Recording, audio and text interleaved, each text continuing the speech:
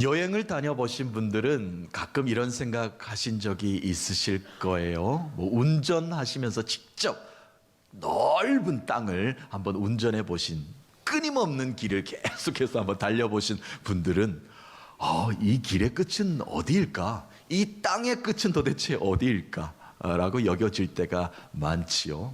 해외여행 다녀보신 분들은 이렇게 땅이 너무나 넓다, 하나님이 창조하신 이 땅이 이렇게 크단 말인가, 경이롭다, 광활한 대지를 이렇게 노래할 때도 있지 않습니까? 해외뿐만이 아니라 우리가 곡창지대를 한번 달려보면, 또 서해안을 쫙 차로 한번 달려보신 분들 많죠. 달려보시면 길이 이렇게 끊임없이 평야가 펼쳐지는 것을 바라보면 이 길의 끝은 어디일까? 물론 알지만 저기 끝에 무엇이 우리를 기다리고 있을까? 우리의 인생과도 비교를 하면서 이렇게 생각해 보지 않습니까? 우리의 인생의 끝은 어디일까? 저기 땅 끝도 우리의 시력으로는 가늠할 수 없는데, 우리의 작은 눈으로는 저 끝에 무엇이 있는지 앞은 어느 정도 볼 수 있지만 우리의 눈으로는 가늠할 수 없을 정도로, 우리의 인생도 마찬가지 않습니까? 우리의 인생의 저 땅 끝에는 무엇이 기다리고 있으며, 끝까지 우리가 어떻게 살아야 되는가, 어떻게 가야 되는가, 어떠한 방향성을 가지고 우리는 끊임없이 그 길에서 떠나지 않고 살아야 되는가, 우리는 늘 생각하면서 이 땅은, 우리의 삶은 길 위에 놓여진 저 땅 끝을 향하여 달려가는 삶과 같다라고 여겨지기도 합니다.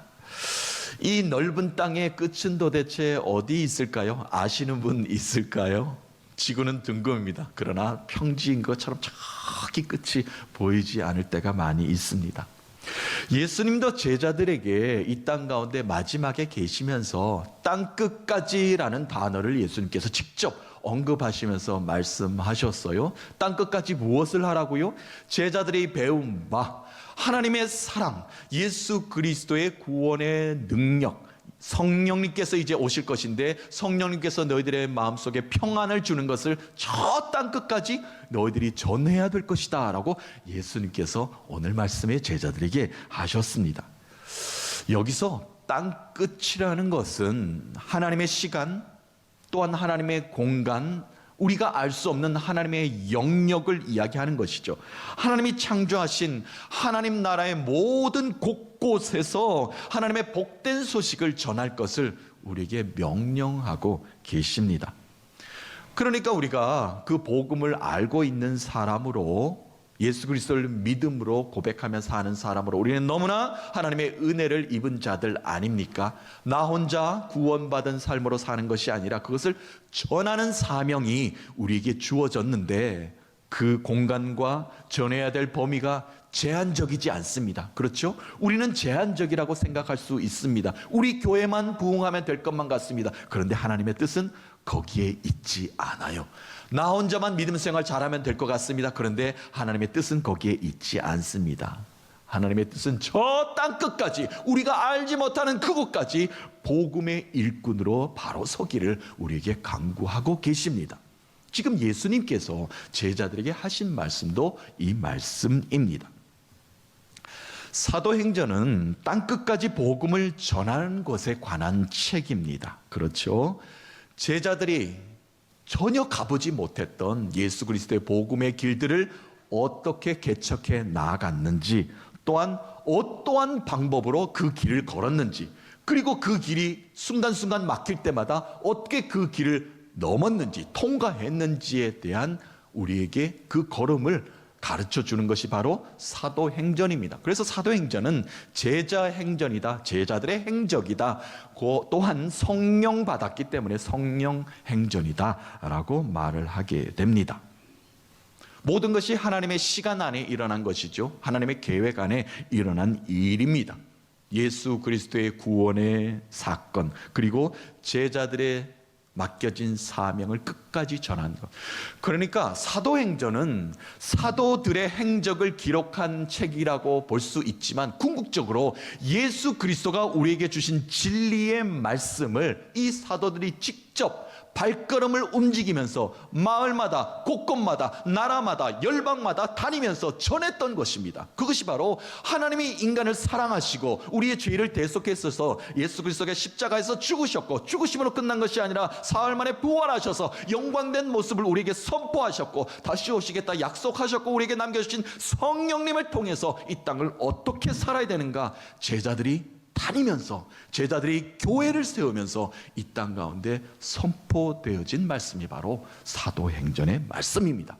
그러므로 이 사도행전을 우리가 어떻게 읽어야 되는가, 또한 초대교회를 통해서 사도들의 행적을 어떻게 우리에게 전하라고 하셨는가, 믿음을 어떻게 지켜야 되는가, 예수 그리스도의 이름을 어떻게 우리가 영광되이 높여야 되는가, 하나님의 사랑을 세상 가운데 어떻게 선포해야 되는가를 가르쳐주는 지침과도 같은 말씀이 바로 사도행전의 말씀입니다.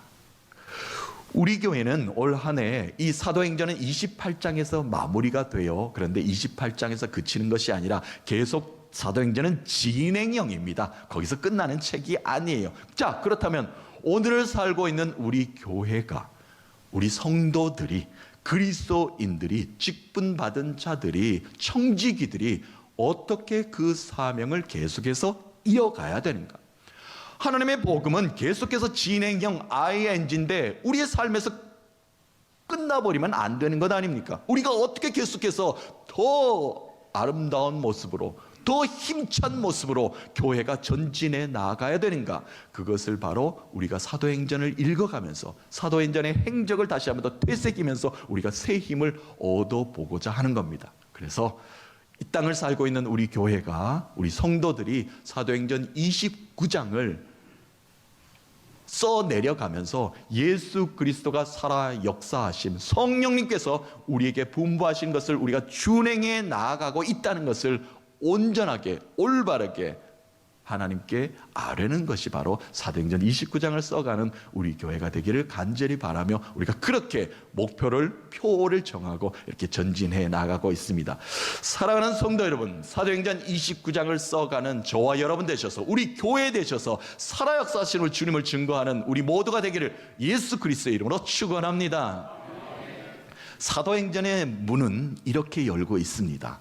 예수님께서 이제 부활하셔서 제자들에게 잠깐 나타나셨어요. 40일간 제자들과 함께 하십니다.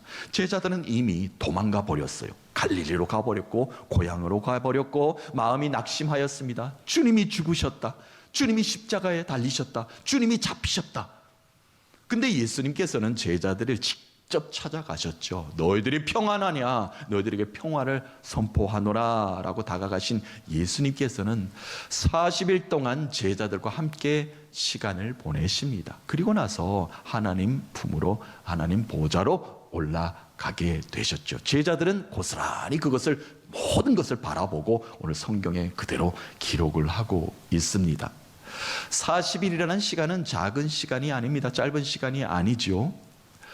이스라엘 백성들이 광야 가운데 하나님께서 그들에게 법이 필요했습니다. 왜냐하면 하나님의 법을 따라야만 그들에게 복이 임하기 때문에 그렇죠. 그렇지 않으면 다 저주에 임하기 때문에 복이란 무엇인가, 저주란 무엇인가를 가르쳐 주시기 위해서 모세를 부릅니다. 모세야 모세야, 시내 산으로 올라오라. 내가 나의 백성들에게 중요한 법을, 명령과 규례를 너에게 가르칠 터이니 내려가서 증거해라. 그랬더니 생활규범, 하나님의 법, 규범을 다 들고 십계명을 두고 산을 내려가서 이스라엘 백성들이 그것을 지키게 되는 것 아니겠습니까? 40주야간을 하나님과 모세가 이야기를 나누었다. 하나님이 명령 뜻을 전했다라고 기록하고 있습니다. 마찬가지 아니겠습니까? 예수님도 이제는 하나님 보좌 우편으로 가시면서 제자들에게 남기실 말씀이 얼마나 많겠습니까? 하고 싶은 얘기가 얼마나 많겠습니까? 40일 동안 제자들에게 순간순간 일어날 일들을 다 말씀하셨는데, 구약 성경에서는 하나님이 모세에게 또 율법을 가르치면서 많은 이야기들을 잘 남기셨어요. 모세가 들은 그대로 다 기록했으니까 말이죠. 그런데 사도행전에서는 기록되어 있지 않습니다. 예수님이 이런 말씀도 하셨고 이런 말씀도 하셨고 세세토록 기록되지 않았지만, 그러나 우리가 알 수 있는 것은 사도행전을 쭉 28장까지 읽어보면 제자들이, 사도들이, 또한 예수 그리스도를 만남으로 예수 그리스도의 제자와 사도된 자들이 그들의 행적과 발걸음과 그들이 행한 행동을 통해서 예수님이 명령하신 것이 무엇인가를, 예수님의 사명 주신 것이 무엇인가를 우리에게 고스란히 전해주고 있습니다. 오늘 사도행전 1장을 읽었는데요, 첫 번째 문을 열면서 예수님이 제자들에게 한 3가지 정도 구체적인 사명을 남겨주셨습니다. 그 사명을 여러분과 좀 나누어 보려고 합니다. 첫 번째 사명은 제자들에게 말씀하셔요. 성령이 너희들에게 곧 임할 것이다. 그러면 너희들이 성령의 권능을 받기까지 잠시 기다리라 라고 말씀을 하셔요. 예수님께서 먼저 무엇 해라, 무엇 해라, 교회를 지으라, 직분자를 세워라, 뭐 이렇게 상세하게 말씀할 법도 한데, 그것 하기 이전에 너희들이 해야 될 것이 있다. 성령을 기다리라 말씀하십니다. 이 말씀이 무엇인지 제자들은 너무나 잘 알았습니다. 예수님이 예루살렘으로 십자가로 향하시는 걸음 가운데에도 나는 이제 너희들에게 보이지 않을 것이다, 나는 떠날 것이다, 그러나 보혜사 성령, 너희들을 치료하고 지켜주고 너희들의 모든 것들을 인도할 보혜사 성령을 너희들에게 줄 것이다. 그때까지만 해도 제자들이 예수님이 하신 말씀이 무엇인지를 잘 몰랐죠. 그런데 이제는 알게 된 겁니다. 예수님이 부활하셨고 이제 성령님을 기다리라는 말씀을 제자들에게 주셨기 때문에 그렇습니다. 그리고 한 가지 말씀을 덧붙여서 하세요. 너희들은 다시 예루살렘으로 모이라. 이 말씀이 오늘 사도행전 1장의 시작의 문을 열고 있습니다. 제자들이 이미 뿔뿔이 흩어졌죠. 고향으로 다 가버렸습니다. 왜냐하면 낙심하였기 때문에, 예수님이 눈앞에 보이지 않기 때문에. 그런데 이제 예루살렘으로 다시 모이라라고 말씀하십니다. 그 이유가 무엇입니까? 예루살렘은 하나님께 예배하는 성전이 있는 곳 아닙니까? 예루살렘으로 모이라는 겁니다. 또한 예루살렘에 무엇이 있습니까? 예수님이 달리신 십자가가 있는 곳 아닙니까? 십자가의 권능과 능력을 너희들이 붙잡아야 되기 때문에 예루살렘으로 다시 모이라라고 말합니다. 그래서 예루살렘 성전을 중심으로 하나님의 복된 소식을 만방에 이제 너희들이 알려야 될 때가 되었다라고 제자들을 부르시고 이렇게 권고를 하십니다. 자, 사도행전 1장 4절 말씀 한번 다시 읽어보겠습니다. 4절 말씀. 사도와 함께 모이사 그들에게 분부하여 이르시되 예루살렘을 떠나지 말고 내게서 들은 바 아버지께서 약속하신 것을 기다리라. 아멘. 자, 성령의 권능, 성령의 능력이 곧 제자들에게 임한다는 겁니다. 낙심하였습니다. 좌절하였습니다. 예수님이 이제 자신을 떠난다고 하니 좀 두려움도 있겠죠. 그런데 곧 기다리라는 겁니다. 성령이 너희들에게 임할 것이다. 자, 해야 될 일이 무엇입니까? 예루살렘으로 모이라. 그 이유는 성전을 떠나지 말라는 겁니다. 다시 말해서 예배를 소중히 여기라는 이야기입니다. 하나님과의 관계성이 이미 나를 통해서 너희들이 회복되지 않았느냐? 하나님께 예배하라. 예루살렘을 중심으로, 하나님 중심으로 이 복음의 핵심을 너희들이 해야 될 것이다 라는 가르침을 주고 있습니다. 교회는요, 제자들은요, 성도는 성령의 임재가 있는 예배를 소중히 여겨야 합니다. 예배 가운데 성령님의 임재가 있기 때문에 그렇습니다. 사랑하는 성도들, 한 주간 힘든 한 주 보내셨나요? 또한 육체적으로 강건하지 못하고 감기로 오랫동안 고생하고 계신가요? 성령님의 위로를 경험하는 예배 자리 될 줄로 믿습니다. 예배 자리가 소중합니다. 거룩한 하나님의 전이 있는 그 제단 앞에서 기도하며 찬송하며 말씀을 붙잡고 예배하는 것이 얼마나 소중한가를 우리가 일깨워주는 대목이기도 합니다. 제자들이 그 중심에 모여 하나님의 말씀을 붙잡고 성령을 기다리라 라고 이렇게 먼저 가르침을 주십니다. 또한 우리는 주님이 약속하신 것을 기다릴 수 있어야 됩니다. 성급해서 되지 않아요. 성령이 와야 우리가 권능을 입습니다. 우리 힘으로 할 수 있는 일이 있습니까? 잠시 잠깐 할 수 있죠. 그러나 오래 지속되지 못합니다. 그런데 성령이 우리에게 임해야만 하늘로부터 내려오는 새 힘, 능력, 권능이 우리에게 임해지게 되는 것입니다. 예수님께서 약속하신 보혜사 성령을 너희들에게 보내줄 것이다. 반드시 하나님의 사랑이 너희들에게 임할 것이고, 또한 그 사랑이 너희들에게 임하기만 한다면 너희들이 하지 못한다고 여겼던 모든 것들도 해결해 나갈 수 있을 것이라는 새 힘을 지금 제자들에게 주고 계신 것입니다.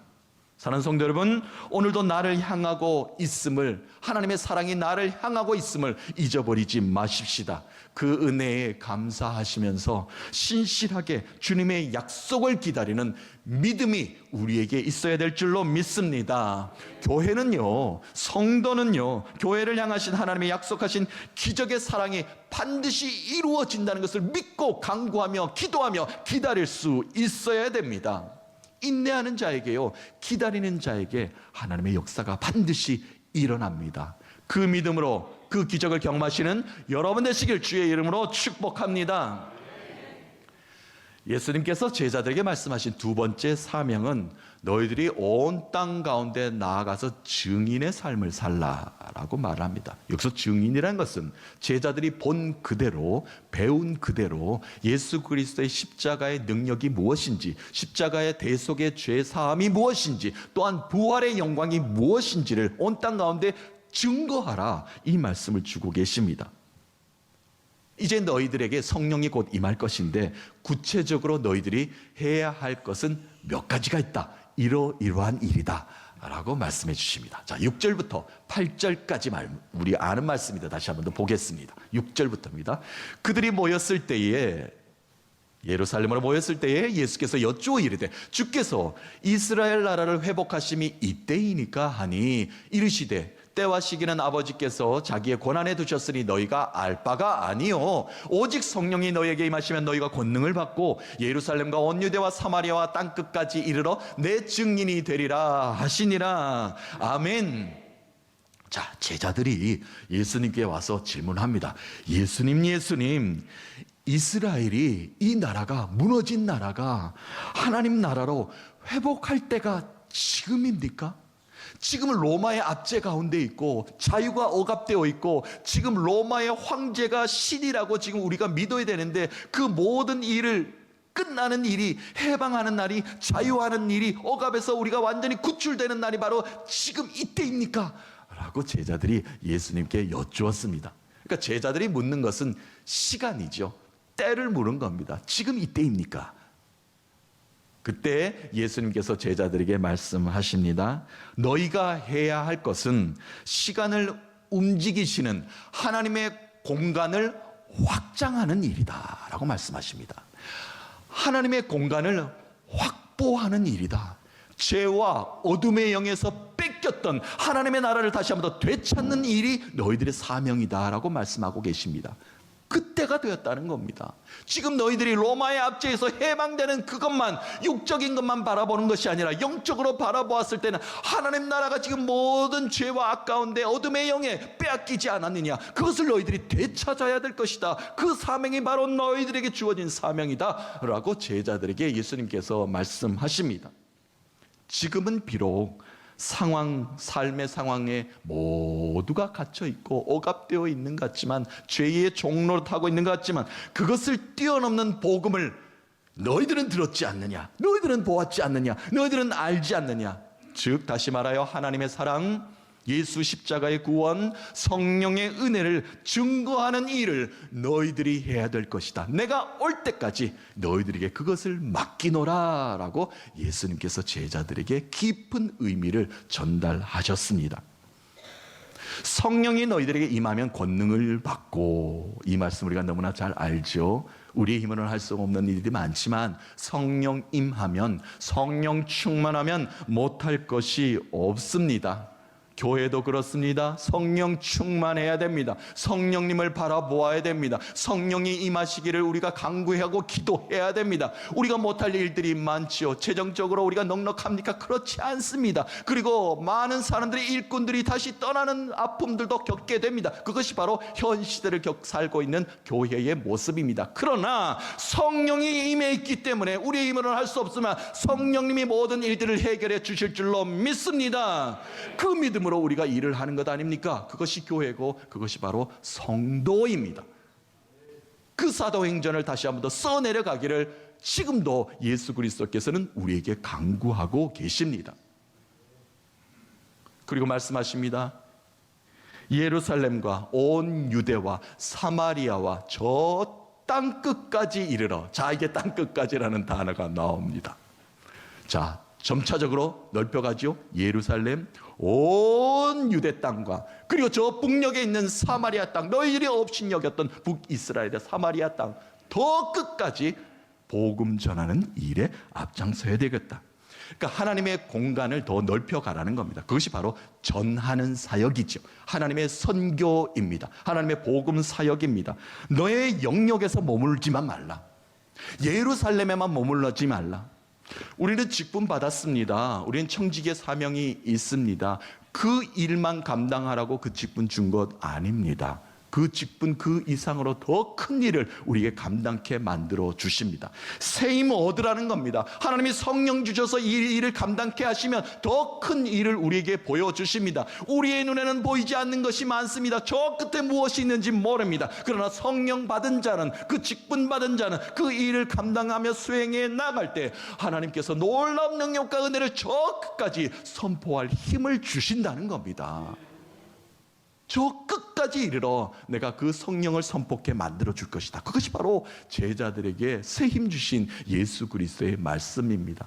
그리고 마지막으로 증인된 삶을 살아라. 증거자가 되어라. 꼭 지켜 행하라는 겁니다. 십자가의 평화를 선포하라는 겁니다. 십자가는 죽음으로 끝난 게 아니었죠. 예수 그리스도가 평화를 선포한 것이 바로 십자가였습니다. 그러므로 우리가 십자가를 바라보며 살 때 우리에게는 평안과 위로와 평화를 선포할 수 있게 되는 것입니다. 그 증인된 삶을 살아라 라고 제자들에게 말씀해 주셨습니다. 마지막 이제 세 번째 사명을 주셨는데요, 세 번째 사명은 다시 오신다.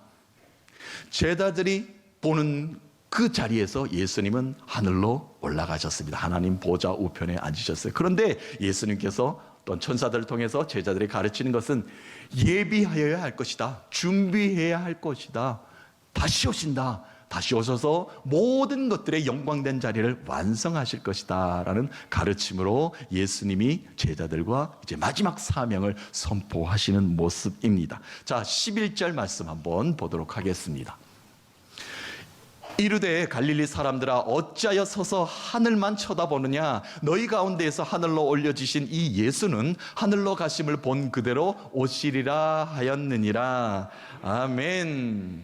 사랑하는 성도 여러분, 오늘 사도행전 1장을 우리가 문을 열면서 주님이 제자들에게 주신 사명은 예수 그리스도가 다시 오심과 연결되어 있습니다. 다시 말하여 땅끝까지라는 단어는 우리가 잘 알고 있는 끝날까지 단어와 연결이 되어 있습니다. 땅끝까지 복음을 전하며 끝날까지 우리가 복음 전하는 일에서 우리가 계속해서 복음 사역에 감당하겠다는 그 모든 일들을 제자들에게 예수님께서 명령하신 것입니다. 주님 오시는 그날까지 우리는 복음 전하는 일에 쓰임받게 되었습니다. 그 사명을 다해야 할 책임이 우리에게 주어졌습니다. 땅끝까지 하나님의 모든 영역을 복된 구원의 땅으로 우리가 만들어내야 합니다. 그것이 사도행전 29장을 품위 있고 질서 있게 써내려가는 제자의 사명입니다. 사랑하는 성도 여러분, 땅끝까지 하나님의 공간을 넓히는 일에 우리 교회가 쓰임받기를 간절히 소원합니다. 세상 끝날까지 저와 여러분들이 제자의 사명을 충실히 감당하는 그리스도인으로 성도로서 살아가기를 간절히 소망합니다. 예배할 때마다 성령 충만해야 할 것이고요, 증인들의 고백으로 하나님께 감사 고백 올려드릴 때마다 성령 충만할 것이고요, 주님 오시는 길을 예비하고 준비하는 믿음의 권속들 한 사람 한 사람의 기도의 강구 속에 성령님께서 임재하여 주실 줄로 믿습니다. 그 안중한 성령 충만함으로 성령 행전을 써내려가시는, 제자 행전을 써내려가시는 그 행적 되시는 여러분 되시기를 예수 그리스도의 이름으로 축원합니다.